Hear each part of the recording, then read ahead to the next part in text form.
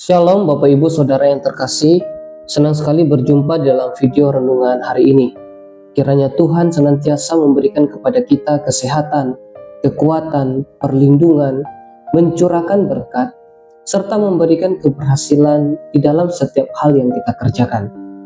Saya ucapkan selamat datang di channel Hohodos, tempat kita belajar bersama-sama tentang iman dan bertumbuh di dalam pengenalan akan Tuhan.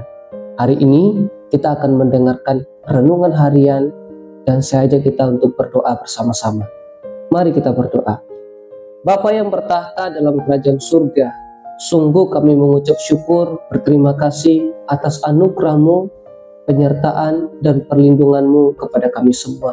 Saat ini kami mau memberikan waktu kami untuk kami bisa mendengarkan firman-Mu, merenungkan firman-Mu, dan berikanlah kepada kami kesanggupan, kekuatan, kuasa untuk melakukan firman Tuhan, agar kami tidak hanya sekedar pendengar firman saja atau hanya memahami saja, tetapi kami rindu untuk menjadi pelaku firman. Apa yang kami pahami hari ini, kami dapat melakukannya, karena kami ingin mengasihi Engkau dan menyenangkan hati-Mu. Dalam nama Tuhan Yesus kami berdoa. Amin. Saudaraku yang terkasih, judul renungan hari ini adalah kalau Yesus manusia, mengapa ia tidak berdosa? Saudaraku, banyak orang berkata, kalau Yesus benar-benar manusia, bukankah ia juga bisa berdosa seperti kita? Pertanyaan ini wajar, karena pengalaman kita sebagai manusia selalu identik dengan kelemahan, pergumulan, kegagalan, ratap tangis, dan juga dosa. Bahkan seorang anak kecil pun tidak perlu diajarkan untuk berbohong atau marah. Itu sudah ada dalam dirinya. Tetapi Alkitab dengan jelas juga menyaksikan bahwa Yesus adalah manusia sejati. Buktinya ia lapar, haus, letih, bahkan menangis. Tetapi juga Alkitab menyaksikan dan bersaksi bahwa Yesus tidak berdosa. Dan hari ini kita akan belajar bersama-sama tentang renungan hari ini. Sebagai teks renungan saya ambil di dalam Ibrani 4 ayatnya yang ke-15. Demikian firman Tuhan. Sebab imam besar yang kita punya bukanlah imam besar yang tidak dapat turut merasakan kelemahan-kelemahan kita. Sebaliknya sama dengan kita, ia telah dicobai, hanya tidak berbuat dosa. Saudaraku yang terkasih, surat Ibrani ditulis untuk orang Kristen Yahudi yang mengalami tekanan iman. Penulis ingin menegaskan bahwa Yesus adalah imam besar sejati yang berbeda dari imam manusia biasa.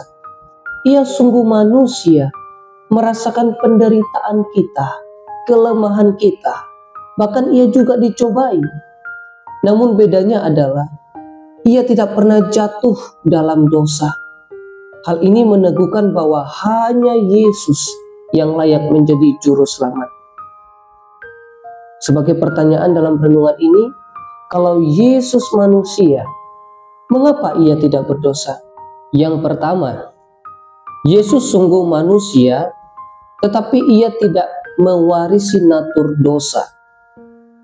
Sejak kejatuhan Adam, semua manusia lahir dengan natur dosa, punya potensi untuk berbuat dosa.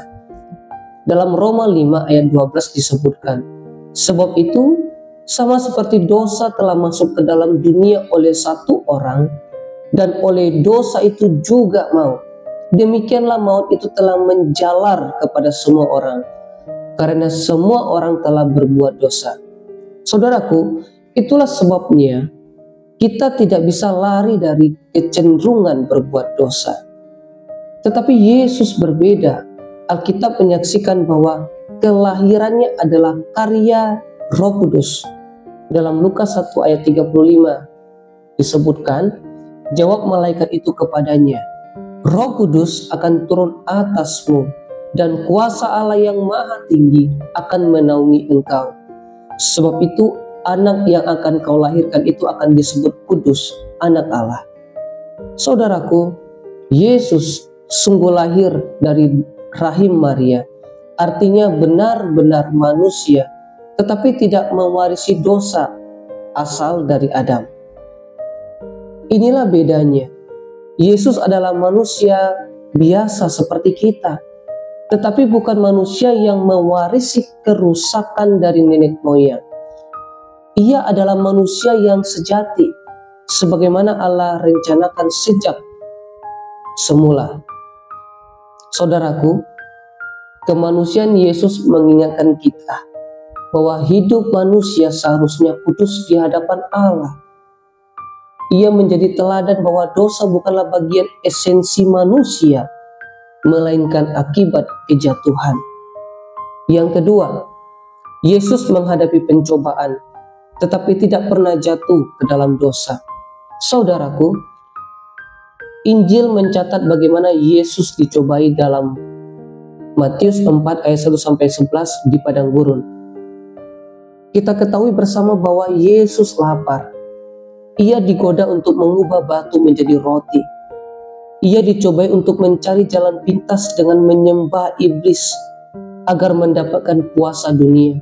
Ia bahkan dicobai untuk mempertanyakan kesetiaan Allah dengan menjatuhkan diri dari bait Allah. Semua godaan itu nyata, Yesus alami. Tetapi Yesus selalu menjawab dengan firman Allah. Ia tidak menuruti keinginan sesaat itu, tetapi setia kepada kehendak Bapa. Inilah perbedaan besar dengan kita. Kita sering kalah, kita sering jatuh dalam pencobaan, kita sering jatuh dalam dosa, tetapi Yesus selalu menang. Saudaraku, pencobaan bukanlah dosa. Dosa terjadi ketika kita menyerah. Yesus memberi teladan bahwa dengan firman dan ketaatan, pencobaan bisa dilawan. Yang ketiga, Yesus memiliki kehendak yang tunduk penuh kepada Allah. Saudaraku, Yesus sendiri berkata dalam Yohanes 8 ayat 29 demikian firman Tuhan, "Aku selalu berbuat apa yang berkenan kepadanya." Bahkan di Getsemani, ketika jiwanya gentar menghadapi salib, ia berkata dalam Lukas 22 ayat 42 demikian, "Bukan kehendakku, melainkan kehendakmu yang jadi." Jadi saudaraku, Yesus sebagai manusia, Yesus bisa merasakan ketakutan, lelah, bahkan ingin keluar dari jalan yang seharusnya. Tetapi berbeda dengan kita yang sering memilih jalan mudah, Yesus selalu memilih untuk taat. Ia tunduk penuh kepada Bapa. Seharusnya seperti itulah kehidupan kita. Kita harus tunduk kepada Allah. Yesus telah memberikan teladan yang sempurna kepada kita. Banyak kali kita lebih memilih kenyamanan daripada ketaatan. Tetapi ketaatan Yesus adalah sumber keselamatan kita, karena ia taat sampai mati di kayu salib. Sebaliknya, kita sering gagal. Yang keempat, Yesus tidak berdosa dan dia menjadi juru selamat kita. Alkitab menegaskan dalam 2 Korintus 5 ayat 21 demikian firman Tuhan. Dia yang tidak mengenal dosa telah dibuatnya menjadi dosa karena kita, supaya dalam dia kita dibenarkan oleh Allah. Kalau Yesus berdosa, ia tidak lebih dari manusia biasa. Ia tidak mungkin bisa menanggung dosa orang lain, karena ia sendiri pun harus menanggung dosanya sendiri. Tetapi karena Yesus kudus dan tidak bercacat, ia layak menjadi korban penebus bagi kita. Kesuciannya adalah dasar keselamatan kita. Keselamatan kita tidak berdiri di atas kesalehan kita, tetapi di atas kesucian Kristus. Karena itu kita dapat tenang, sebab yang menyelamatkan kita bukanlah manusia yang lemah, melainkan juru selamat yang sempurna, dan dia kudus. Oleh karena itu saudaraku, jawaban dari pertanyaan kita jelas. Yesus manusia sepenuhnya, tetapi ia tidak berdosa. Mengapa? Karena ia lahir tanpa natur dosa. Ia menang atas pencobaan, ia selalu taat, dan dia kudus dan menjadi penebus dosa kita. Kemanusiaannya membuat Ia dekat dengan kita, mengerti air mata kita. Tetapi kesuciannya membuat Ia layak menjadi juru selamat kita. Inilah kabar penghiburan, kabar baik, kabar sukacita.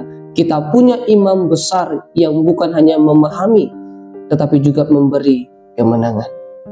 Mari kita berdoa. Terima kasih ya Tuhan Yesus atas pengorbanan-Mu bagi kami semua. Terima kasih atas segala hal Engkau telah berkarya, mengerjakan sesuatu yang terbaik bagi kami. Dan saat ini ajarkan kepada kami untuk terus punya iman yang besar, untuk menyembah Engkau di dalam roh dan kebenaran. Roh Kudus, pimpin kami dalam setiap kebenaran. Dan kami ingin menyenangkan hati Tuhan. Dalam nama Yesus kami berdoa. Amin.